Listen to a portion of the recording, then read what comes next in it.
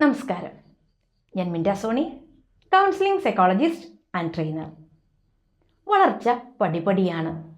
ഓരോ ഘട്ടത്തിലും വളർച്ചയുടെ തോതനുസരിച്ച് വില വർധനയും ഉണ്ടാകണം. കഥയിലൂടെ തന്നെയാകാം തുടക്കം.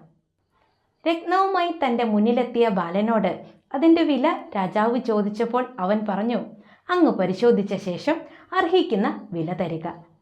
അദ്ദേഹം പലരോടും അന്വേഷിച്ചെങ്കിലും അവരാരും അത്തരമൊരു രത്നം കണ്ടിട്ടുണ്ടായിരുന്നില്ല. അങ്ങനെയിരിക്കെ ഒരു ഗുരുവിൻ്റെ ശിഷ്യൻ ഈ വിവരമറിഞ്ഞ് കൊട്ടാരത്തിലെത്തി ആ രത്നം പരിശോധിച്ച് അതിൻ്റെ വില 1,00,000 സ്വർണ്ണ നാണയമാണെന്ന് അറിയിച്ചു. രാജാവ് ബാലന് പണം നൽകി. യഥാർത്ഥ വില കണ്ടെത്തിയ യുവാവിന് എന്ത് നൽകണമെന്നായി രാജാവിൻ്റെ ചിന്ത.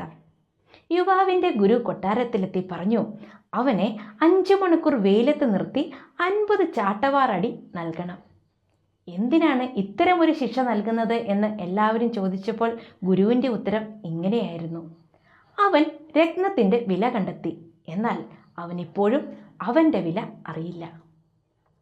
അതെ, സ്വന്തം മതിപ്പ് വില തീരുമാനിക്കാത്തവർക്ക് മറ്റുള്ളവർ ആയിരിക്കും വിലയിടുക.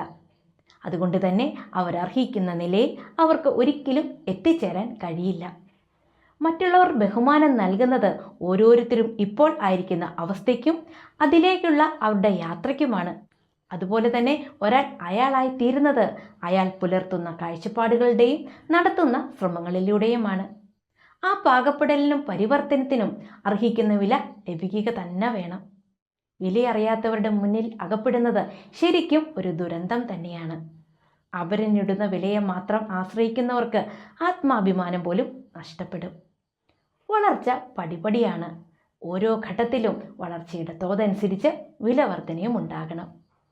ഓർക്കുക, മരം തണലിൻ്റെ മൂല്യം അറിയണം, നദി നീരൊഴുക്കിൻ്റെ പ്രയോജനവും അറിയണം. എങ്കിലേ കൊള്ളുന്ന വെയിലിന് അർത്ഥമുണ്ടാകൂ, നനയുന്ന പ്രതലത്തിന് ആദരവും ഉണ്ടാകൂ. വില അറിയുന്നവൻ്റെ കയ്യിൽ വിത്ത് വന്ന് ചേർന്നാൽ അത് വിളവാകും. വില അറിയാത്തവരുടെ കയ്യിലെത്തിയാൽ ഉണങ്ങി നശിക്കും. അവനവൻ്റെ വില തിരിച്ചറിയാത്തവരാണ് വില കുറിച്ച് കാണുന്നവരുടെ വലയങ്ങളിലേക്ക് വഴുതി വീഴുന്നത്. നന്ദി, നമസ്കാരം.